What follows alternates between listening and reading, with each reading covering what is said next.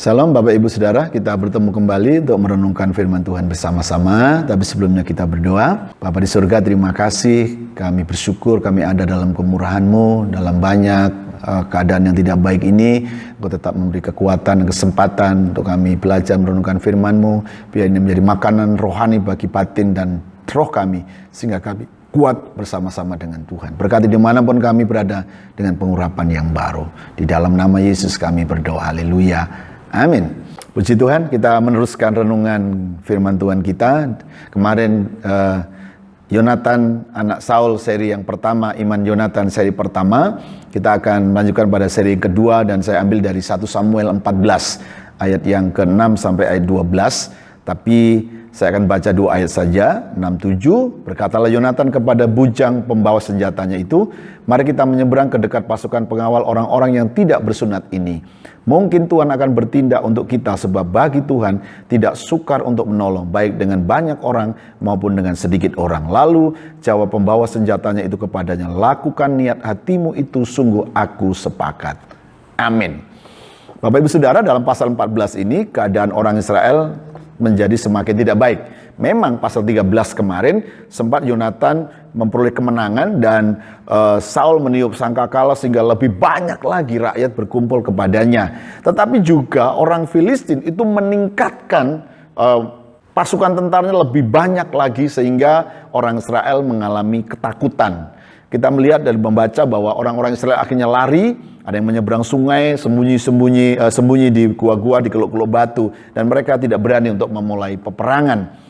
Tapi saudara, ada 2 poin penting yang saya dapatkan bahwa kenapa orang Israel ini akhirnya lari, takut. Yang pertama bahwa memang Raja Saul bukanlah seorang yang visioner, bukan seorang panglima yang memiliki kesanggupan, kekuatan untuk memimpin dan mempengaruhi semangat orang-orang Israel untuk berperang. Bahkan Saul bukanlah orang yang datang kepada Tuhan dan berharap kepada Tuhan sehingga membangkitkan imannya dan membangkitkan iman rakyatnya. Yang kedua, memang ternyata bahwa orang Israel itu tidak punya kelengkapan perang yang cukup. Alkitab menyebut hanya 2 saja, hanya Saul dan Yonatan, yang lain tidak punya. Lalu dibandingkan dengan sepasukan tentara yang besar dengan perlengkapan perang dan lain sebagainya, tentu tidak seimbang. Sehingga itulah yang membuat orang-orang Israel itu melarikan diri. Tapi di atas semuanya itu adalah bahwa orang-orang Israel hari itu tidak melibatkan Tuhan. Nah, dalam cerita pasal 13 ketika Yonatan mengalahkan pasukan pendudukan, tidak disebutkan bahwa Yonatan itu melibatkan Tuhan. Tapi dalam pasal 14 ini jelas disebutkan bahwa Yonatan melakukan ini karena Tuhan. Dia berkata kepada pembawa senjatanya, mari kita menyeberang ke dekat pasukan pengawal orang-orang yang tidak bersunat itu. Mungkin Tuhan akan menyerahkan. Jadi dia melibatkan Tuhan. Dan ini yang tidak dilakukan oleh 600 orang bersama dengan Raja Saul. Yonatan itu percaya bahwa Israel itu adalah milik Tuhan. Dalam banyak peperangan, Israel menang bukan karena kekuatan senjatanya, tapi karena pertolongan roh Tuhan pada mereka. Dan itulah yang sedang bekerja di dalam hati Yonatan. Bapak Ibu Saudara, dia minta tanda. Dia berkata begini, kalau nanti dia menunjukkan diri kepada pasukan pengawal itu dan mereka berkata, tunggu di sana, mereka akan berhenti. Tapi kalau mereka berkata, mari datang, itu tanda Tuhan akan menyerahkan. Dan mereka akhirnya menunjukkan diri kepada pasukan pengawal orang Filistin ini. Apa yang terjadi? Kita sudah bisa membacanya bahwa orang Filistin pasti akan tertawa. Mereka akan mengejek, mengolok-olok, menghina dan lain sebagainya. Karena bagaimana mungkin 2 orang Israel yang jelas-jelas sedang berperang, sedang menunjukkan diri seolah-olah menyerahkan nyawanya, menyerahkan hidupnya. Dan mereka tertawa. Tapi bagi Yonatan ini adalah tanda bahwa Tuhan sedang menyertainya. Tuhan sedang berkenan terhadap niat hatinya atau imannya. Haleluya. Dan ini yang kita perlu belajar. Yonatan memiliki kesaksian bahwa Tuhan bersamanya, Tuhan menyertainya dan dia bertindak. Imannya disertai dengan tindakan. Sekalipun saya juga membayangkan Bapak Ibu Saudara, apa kira-kira yang dipikirkan oleh Yonatan? Apa kira-kira yang dirasakan oleh Yonatan ketika dia menunjukkan dirinya kepada pasukan tentara orang Filistin ini? Tentu dia takut. Tentu dia juga gemetar, tapi dia lebih mempercayai Tuhan. Dan dia konsekuen dengan perkataannya. Ini penting. Ada banyak kita percaya kepada Tuhan, punya janji kepada Tuhan. Ketika diberi kesempatan untuk melangkah, kita tidak mau bertindak. Kita tidak konsekuen dengan perkataan kita. Kita hanya sekedar, orang Medan berkata ecek-ecek, tidak sungguh-sungguh. Tidak demikian dengan Yonatan. Dia berkata minta tanda, diberi kesempatan, dia melangkah. Dan ini penting, kita harus garis bawahi bahwa dalam Yesus juga orang-orang yang memiliki kerinduan, orang-orang yang punya niat hati, orang-orang yang punya iman itu diperhitungkan. Bahkan dalam satu ayat perjanjian baru, Tuhan memberkati niat hati orang-orang yang percaya. Dan ini diberkati. Jadi Yonatan itu punya niat hati, dia berdoa, dia berjanji, Tuhan buka kesempatan, Tuhan buka waktu yang pas, dan dia melangkah. Tidak seperti kita dan kebanyakan kita yang ketika berdoa, meminta Tuhan menolong, meminta Tuhan memberkati, membuka jalan. Ketika jalan terbuka, kita tidak melangkah. Itulah yang menyebabkan kita tidak terima pergerakan, tidak terima upah dari iman kita. Nah, kita lihat bahwa Yonatan ini melangkah. Saya tahu dia takut, saya merasa bahwa dia juga gemetar, tapi dia percaya. Jadi percayanya itu lebih besar, komitmen percayanya itu lebih besar daripada dirinya. Sekalipun kalau kita baca cerita ini, dia berkata begini, mungkin Tuhan akan bertindak. Artinya juga dia menyiapkan diri. Kita harus belajar menyiapkan diri, bisa gagal, bisa berhasil, diberkati, kadang-kadang kurang, tidak ada masalah. Ada banyak orang lebih banyak pertimbangan-pertimbangannya daripada tindakan imannya. Ada banyak orang lebih takut dari pertimbangan-pertimbangannya daripada keyakinan dengan kesanggupannya. Sehingga banyak orang tidak melakukan apa-apa karena dia takut. Nah, kita belajar dari Yonatan ini. Ketika dia menunjukkan diri dan apa yang dimintanya terjadi, dia melangkah. Bapak Ibu Saudara, ketika Yonatan melangkah bersama dengan pembantunya ini, akhirnya Tuhan turun. Alkitab menceritakan bahwa Tuhan itu datang dan mendatangkan kegentaran, ketakutan. Saya membayangkan begini, kenapa ketika Yonatan itu datang kepada pasukan pengawal itu, ketika terjadi peperangan, Saul yang ada di tempat jauh itu bisa dengar. Kalau hanya membunuh, kan tidak perlu teriakan.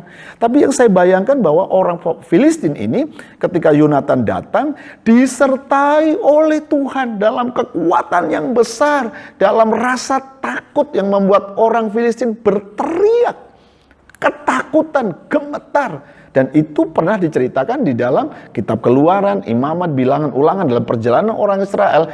Bangsa-bangsa itu gemetar karena Tuhan menyertai orang Israel. Dan waktu itu juga Tuhan menyertai Yonatan. Sehingga teriakan-teriakan mereka itu kedengaran sampai kepada Saul di mana Saul berada. Artinya apa? Peperangan hari itu bukanlah sekedar peperangan Yonatan, bukan pedang Yonatan, tapi Tuhan yang turun menyertai, memperhitungkan iman Yonatan sehingga Yonatan memperoleh kemenangan yang luar biasa. Nah, pelajaran ini indah bagi kita. Ada satu lagi yang ingin saya bagi buat kita, Bapak Ibu Saudara. Yonatan akhirnya dapat mengerjakan komitmennya, doanya, taat kepada Tuhan. Ini karena memang saya melihat Yonatan ini punya kepribadian yang baik. Dia tulus hati, dia tidak terlalu banyak punya pertimbangan lain sebagainya.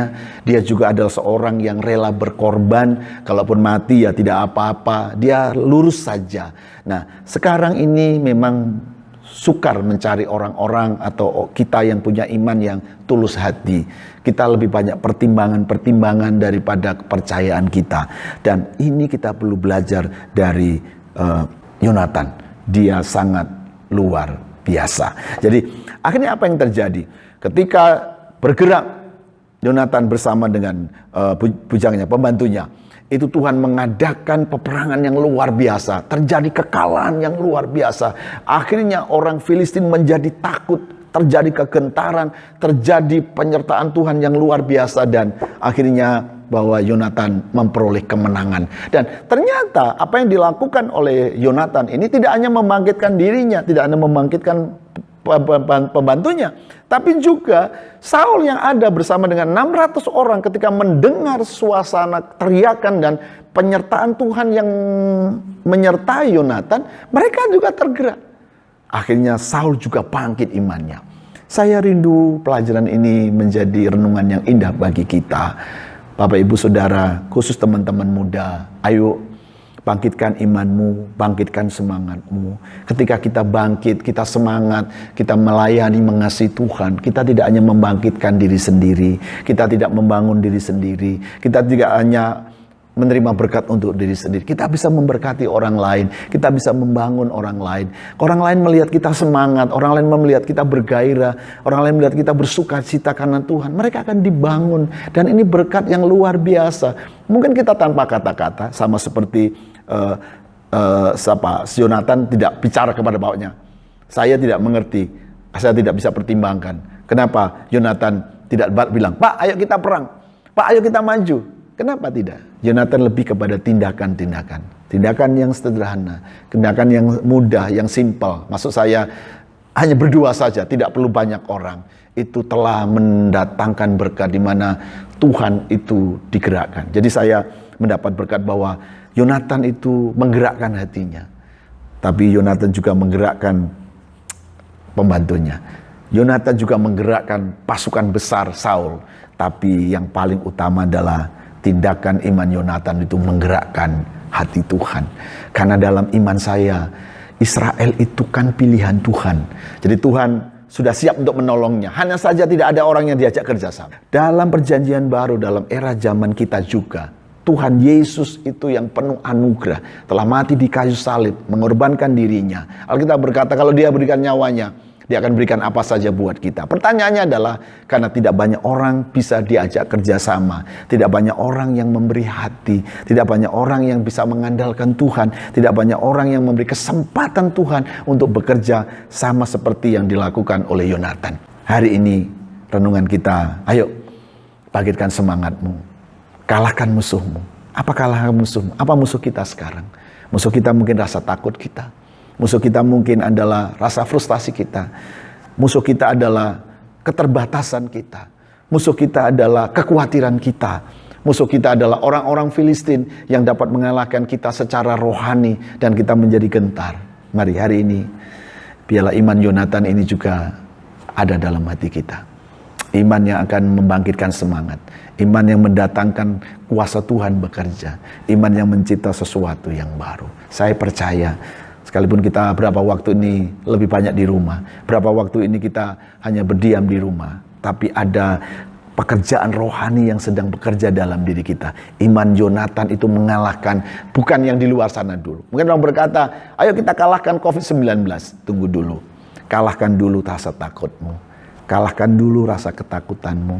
Bangkitkan dirimu. Kalau kita harus di rumah, tidak apa-apa. Ada waktunya kita di rumah. Ada waktunya ke sana.